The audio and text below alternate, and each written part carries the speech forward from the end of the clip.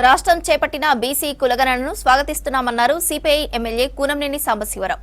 సర్వేలో లోపాలు ఉంటే సరిచేయాలన్నారు. రామరాజ్యం పేరుతో రంగరాజన్పై దాడి చేయడం హేయమైన చర్య అన్నారు. హిందుత్వం ముసుగున బీజేపీ ఎవరికి మేలు చేస్తుందని ప్రశ్నించారు.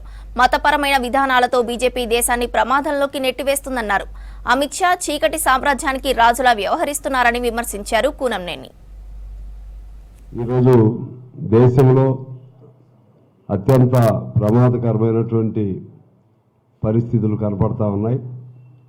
ముఖ్యంగా ఆప్ పార్టీ ఢిల్లీలో ఓడిపోయిన తర్వాత ఈ ప్రమాదాలకి ఇక అడ్డం లేని పద్ధతుల్లో బీజేపీ అన్ని రకాల తెగింపులకి పాల్పడుతూ ఉంది. ప్రజాస్వామ్యానికి చాలా ఇబ్బందిదాయకమైన ప్రమాదకరమైన స్థితిలో ప్రజాస్వామ్యం నెట్టివేయబడతా ఉంది. ముఖ్యంగా ఆపు ఎన్నికలు అనేవి ప్రజాతంత్ర పార్టీలన్నిటికీ ఒక గుణపాఠంగా తీసుకోవాలి. ఇండియా కూటమి ఏర్పాటు అయినప్పటికీ కూడా నాయకత్వ పరిపక్వత లోపం వలన ఇండియా కూటమి ఇవాళ విచ్ఛిన్నమయ్యే దశకు వచ్చింది.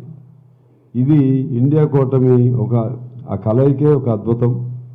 దాన్ని మళ్ళా ఒకదానమ్మటి ఒకటి శకలాల్లాగా ఒకదానమ్మటి ఒకటి పోగొట్టుకోవటం చాలా దురదృష్టం.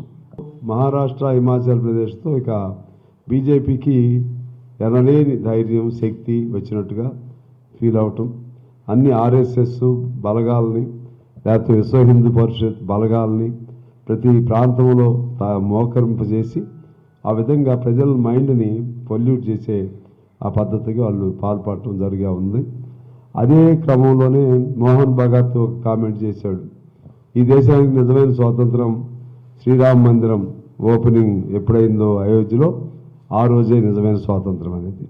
అంటే వీళ్ళు రాజ్యాంగాన్ని విశ్వసిస్తున్నారా లేదా, రాజ్యాంగాన్ని నమ్ముకుంటున్నారా లేదా, అసలు ఈ దేశం ప్రజాస్వామ్య దేశమా సెక్యులర్ దేశమా కాదా, వీటన్నిటి